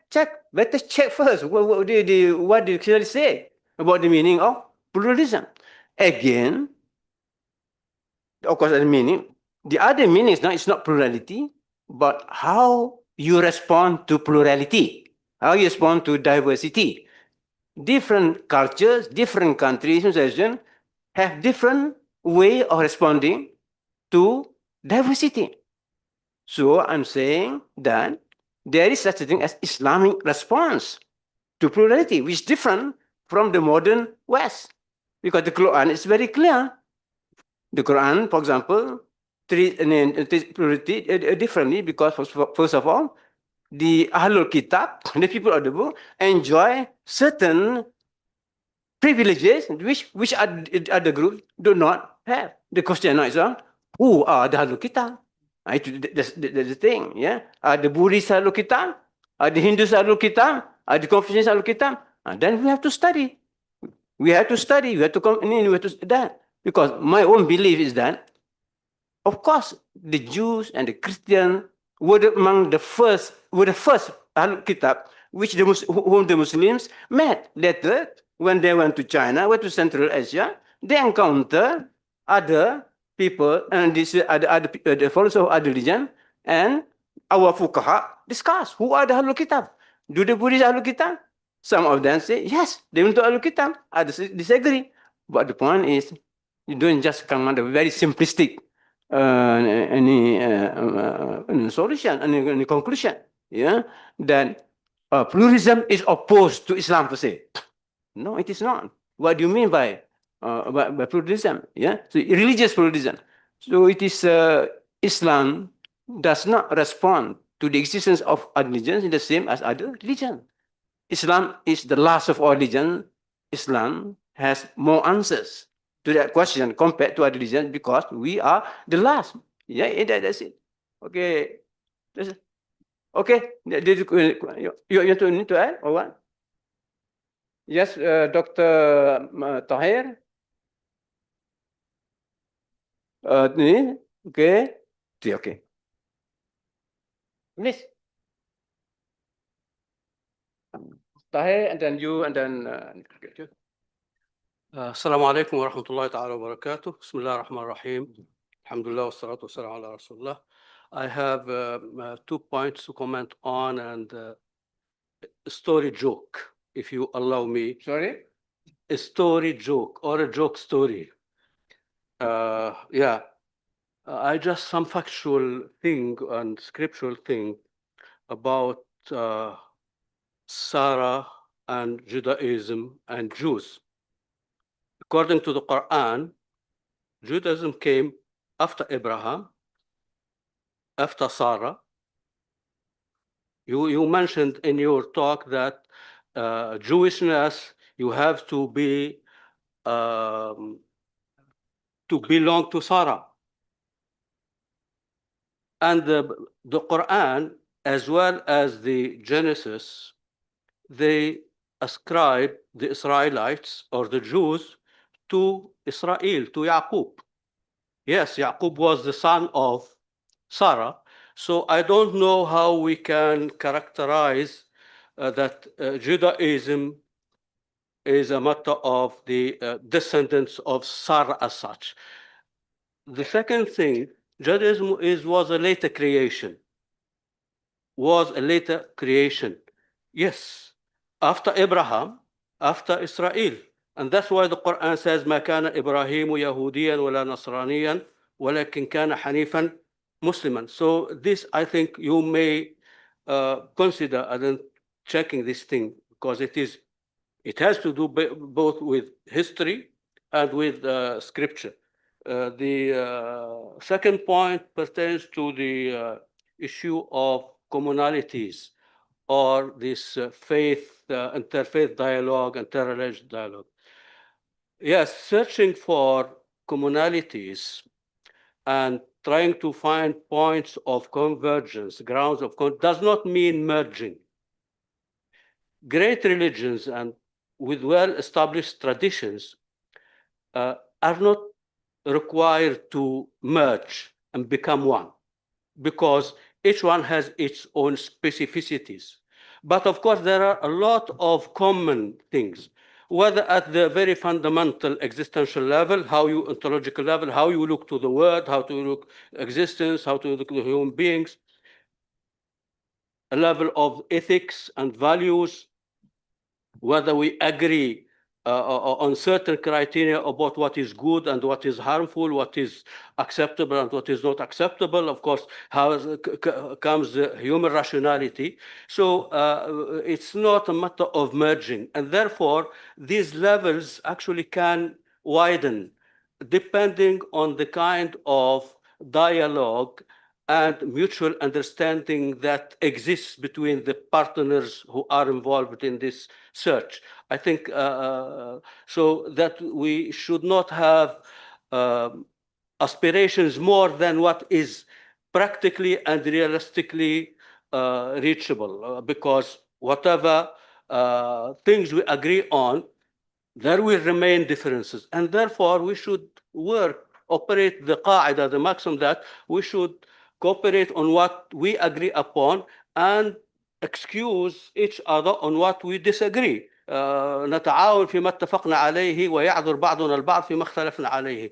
The joke, sorry to tell you, I was in a conference in Oxford a few years back, and there was a number of people, because it has to do with your Harvard event. People, feminists, ultra-feminists, and Muslims and non-Muslims. And there was a guy from, I think, Lancaster University. He was actually more feminist than the ladies who were there. The ladies, there were some American, some British, some Muslim, some Christian, some non-believers. And he was really fundamentalist. So I had an argument with him. I told him, sir, of course, a mom will take care of the child, will do this and that. He told me, I can do that. A number of things. And then, okay, a mom will breastfeed her child. Do you do that? How can you do it? So I thought, oh, this is not the question. Just please shorten your question, because we are short of time. A short question only. I would like to ask Prof. Kamar, relate to new religious movement, because you not mentioned in connection to the revamping of the religion. Are you include this new religious movement inside the world religion? Thank you very much. Okay. Prof, do I still have time? Because 12:30. Am I allowed Please. to start a question? Okay. All right. This world we may have about. By the way, I have to say I'm a student. I'm a politician by accident. Now back, because the word politician was mentioned many times. So I come back to the school to find solution, to learn from the scholars. So the question I ask here is that we have about 195 countries over the world, about 7 to 8 billion population of the world. From your observation for the last 40 years plus observing the comparative religion, which country or which society in the world that you see where religion play a very effective role in the nation building, where it deliver public goods? Is it security? Is it economic growth? Is it developmental? Which is something that we can learn when it comes into, to make as a source of reference, where religion play a very effective role. I just give you just one more. Yeah. Yeah. Do you ask that? Yes, I ask. Thank you very much. My simple question is this. I want to understand when in the modern period, modernity emerged, it gave a farewell to religions. And now some sections say that the secular agenda has failed and religions are coming again. When modernity gave a farewell to religions, modernity welcomed science and scientific thinking. So my worry is, how come religions can go along with scientific thinking? Thank you very much.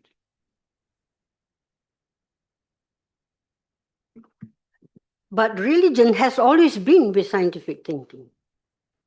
Rationality is part of religion, except for Hinduism, of course. Hinduism believes that religion belongs to the spiritual faculty, not the intellectual faculty. So religion has nothing to do with religion. So whatever makes sense, religion doesn't have to be sensible, doesn't have to make sense, because for the senses it is intellectual, for the religion it is spiritual. So in Hinduism, that's why we sometimes understand differently. They say, why are you rationalizing this thing? But in Islam, religion has to make sense. So people, the division about definition of human being, some religions say body, mind, and soul. Some religions say physical and non-physical. The non-physical is the psycho-spiritual aspect.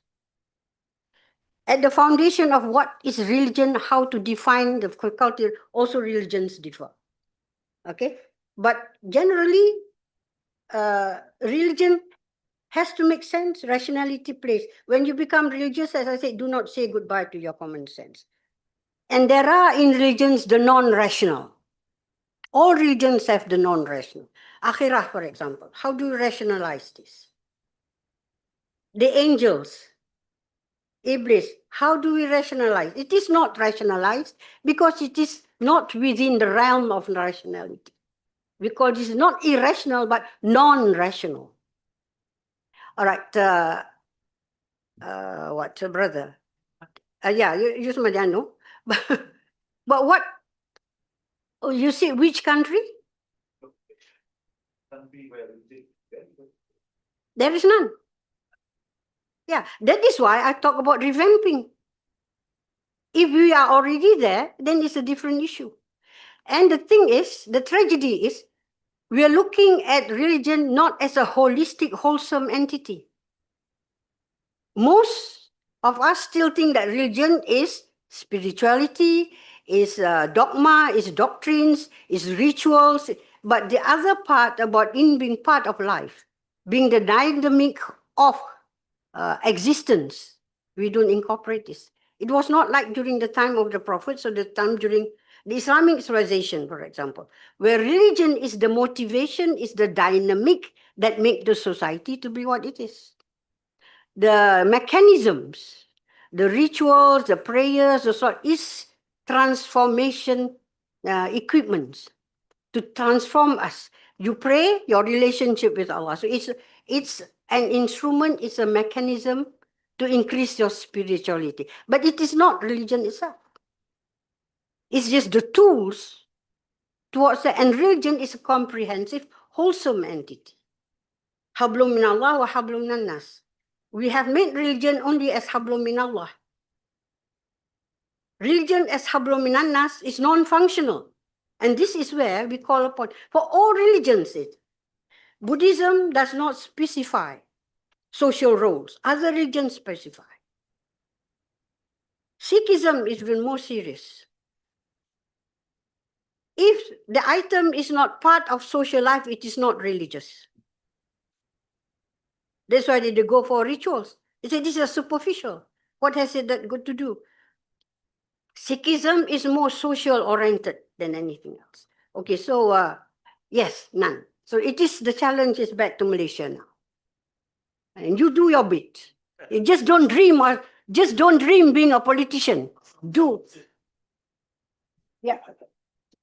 Sorry. Salam. Huh? Religious movement. How do you the religious position. movement? The word is interreligious and interfaith. My understanding is this new religious movement to me is a faith. It is not a religion. I distinguish.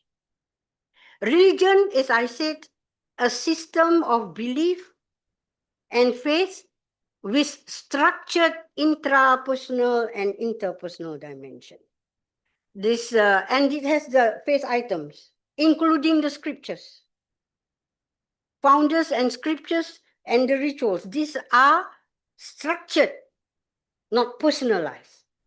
As I understand the little that I understand about the new religious movement, this is more to me. My mind is more like a cult. There is faith, there is belief, there are rituals, but these rituals are personalized. But there is no scripture. What is the scripture? There is no established code of moralities. There is no established laws and injunctions, the faith items. There is no established doctrines and dogmas. So to me, these are faith. That is why when we talk interfaith dialogue, we become more inclusive. So we include even this type of belief. It may be cult, it may be religious persuasion, it may be religious groups, but they are not religion. They don't have scriptures in that sense. They have what you call books of orders, books, not as a scripture, because scripture has its own fixed definition of what scripture is. Dr. Tahira, this is how I got in. This is how I got into a fight with the ambassador of Israel. Now, coming with, in the Quran talks about Al-Yahud, Banu Israel, and Ahlul Kitab. Ahlul Kitab is our special gift. The word Ahlul Kitab is a special recognition by Islam on these other two faiths. Before the coming of Islam, Ahlul Kitab did not exist. Isn't it? Now, this is not my proclamation. This is their proclamation. If we look at the Bible, stories of the Bible, the Pentateuch, the Torah, 5 books of Moses. Yeah, Genesis, Deuteronomy, Numerology, Leviticus, Exodus. Okay, these 5 books about the stories of this. There are contradictions. In fact, I was in Sydney in one of these programs. This Jewish lady whom I just met, we become friends. It was interfaith dialogue. And he said, Dr. Kamar, you tell me, why did Prophet Ibrahim send Hajar and his son Ismail into the desert? What did the Quran say? Well, I said, this is wahyu, is a revelation from God, an instruction from. Yes. Did it say that because Sarah and Hajar quarreled? No. We say, in the Bible, there's all kind of mixture, and I find it troubling. It says that one day, because in the Bible, they are not sure whether it was Ismail the first born, they try to make Ishaq as the firstborn. They have trouble with it. So there is a contradiction in the understanding of the verses. They said, he said, our matriarch is Sarah. One day Sarah saw Ismail and Ishaq having a game, but Ismail had a knife in his hand. So she was afraid and she was angry. She instructed, or she forced Ibrahim to send Hajar into that. Is there one part. You see, I find it very disturbing. Children will fight, children will quarrel, brothers and brothers, but that is that should not be a reason to kick her out. What did the Quran say? We say we have nothing. See, This is the mass in the Bible. This is a Jew. And she's a very practicing Jew. And I find it disturbing because this is the behavior of our Matra. How could she behave like this?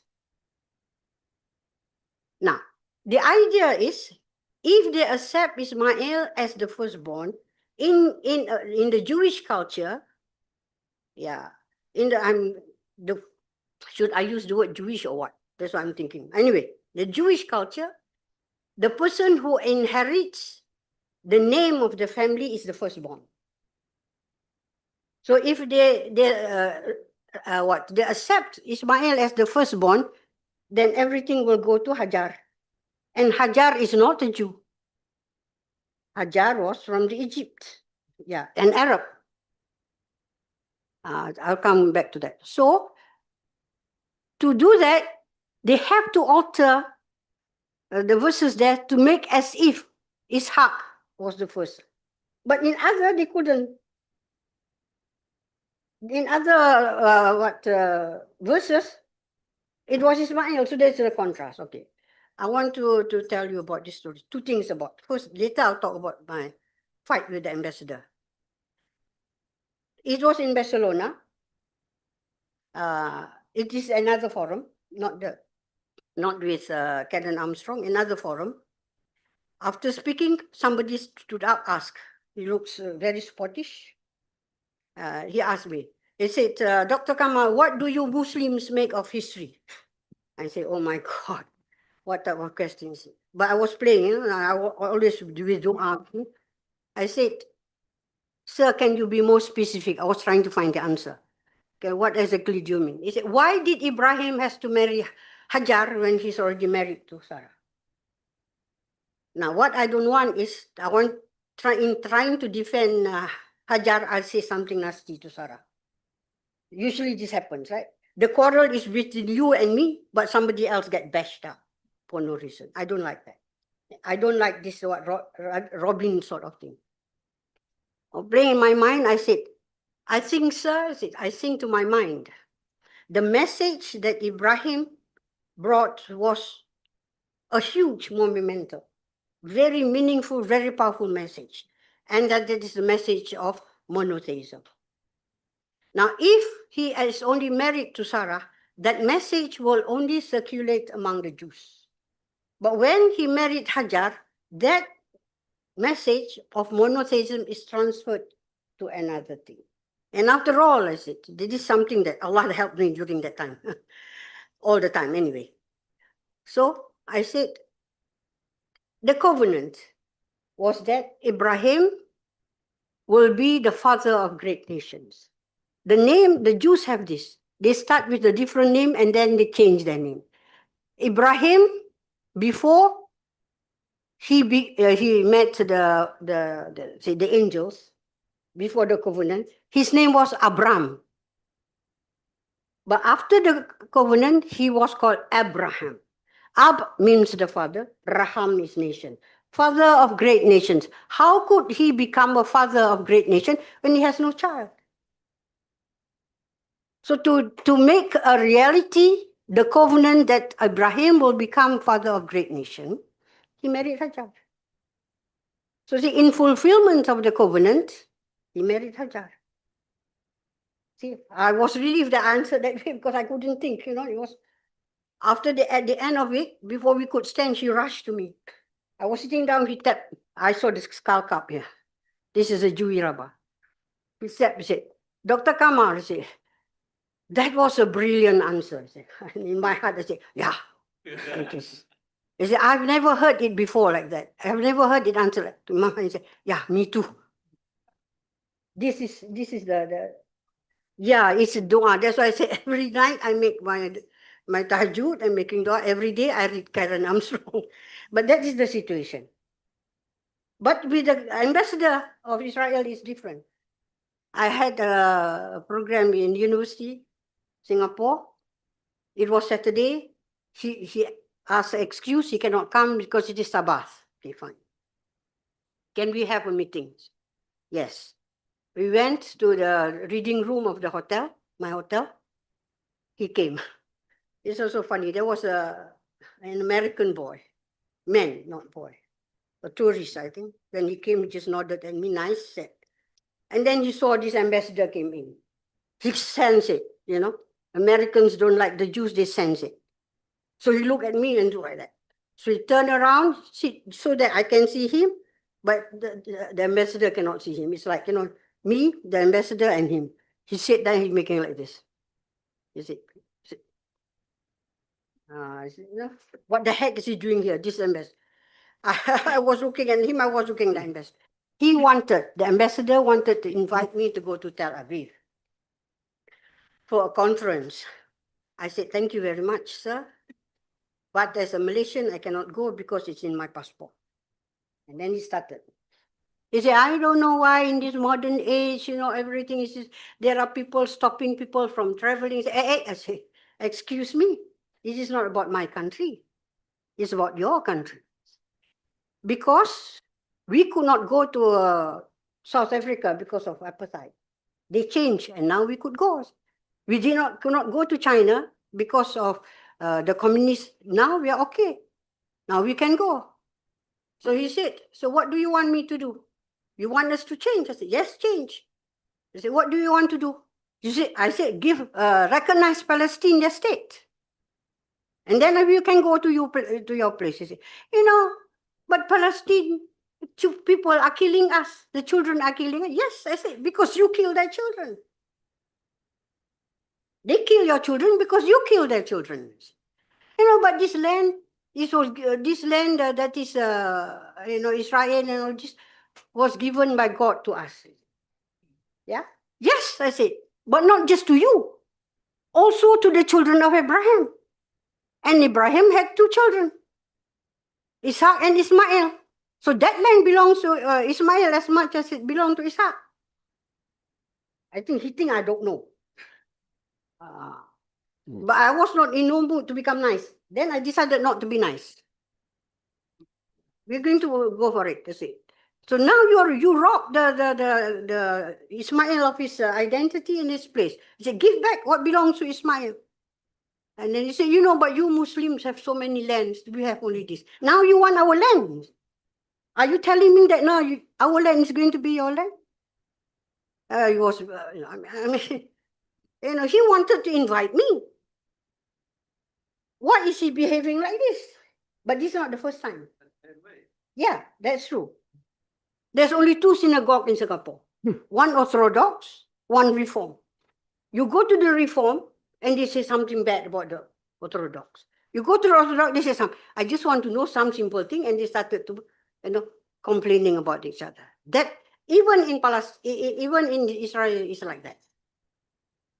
That's the way they are. You know, Bani Israel, when Musa brought them into the desert, yeah, and there was nothing to drink, Musa alayhi salam, and Musa struck the rock, 13 fountains. Why? Because there are 13 tribes. Even in the desert, they cannot agree to drink from one fountain. So don't be afraid of the Jews. They are in a bigger mess than the Muslims are. Muslims are already in a big mess, but they are actually in a bigger mess. Inshallah, they will be the end soon. Thank you very much. I think. Thank you. Yeah, I'm sorry. Let me first apologize if this is very skimpy, huh? Now, in Malaysia nowadays, I'm quite worried, you know, when people talking about Prophet Abraham, about his wife, his descendants. You know, can get out of hand. Are the Malaysian descendants of Abraham? Oh, not this. Okay. I don't. This General of Katura. That's it. The people start talking about the wife, then I'm worried. You know, you add one more, and then Yeah. Actually, okay. Let me just say that. Let me just, Prof. The matra is the Jews, not me. They are the ones who said that we follow the man. Not me, not me. The Jews claim that they are the children of Sarah, so that their genealogy is pure. But the word At that time, it's Bani Israel. It is only after the return from Babylon, they become Al Yahud. Yeah. Not before that. Yeah, I know this very interesting topic to talk, as I said, you know.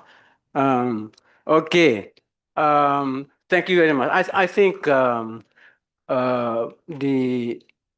talk, the lecture, the questions asked, discussion, tell us that the issue of religious studies needs to be further advanced, not just to be content with what we know about religions, because there's so much to be learned.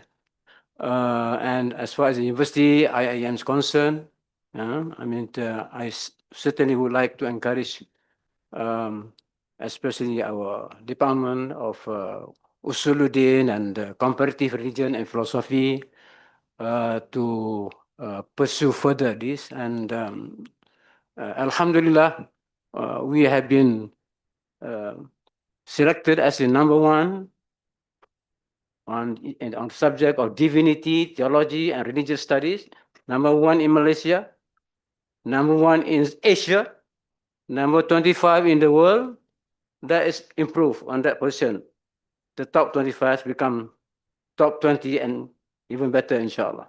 Yeah, we can do it. We can do it. Yeah, we can do it, inshallah. Yeah, we did it because of you. No. But Okay. the rest of us No, need to work. yeah.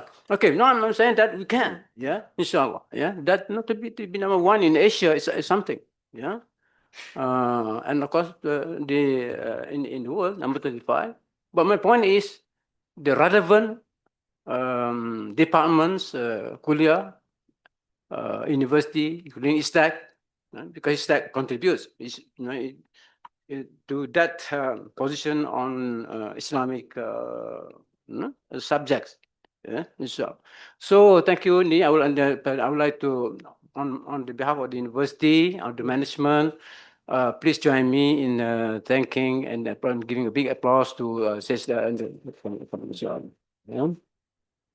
I hope after this program, the different other agencies in university will invite you to give to give talks, to have discussion with them, inshallah. Yeah.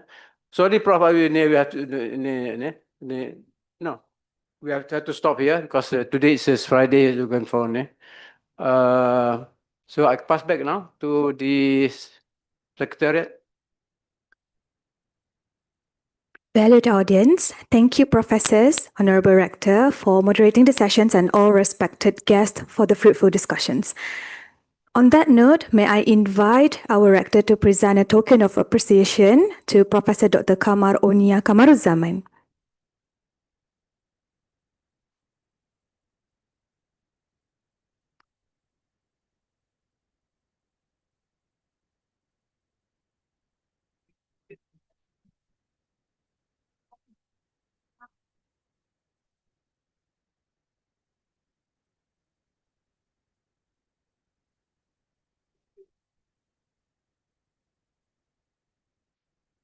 Dear esteemed guests, thank you all for your engagement. Thank you to our viewers online as well. If you need to revisit our series of lectures, you may browse the IIUM YouTube to listen back to the recording, inshallah. We truly appreciate your time spent here, and may Allah bless us with His rahmah and guide us through with tawfiq and hidayah. On behalf of International Islamic University Malaysia, we record our sincere appreciation to all of you. Look forward to seeing you again for our next series by Professor Dr. Farish Noor on Mapping and Power, a post-colonial critique on political geography on Friday, 21st April, inshallah. Thank you all, and with that, we end our session with Tasbih Kafara and Surah Al-Asr.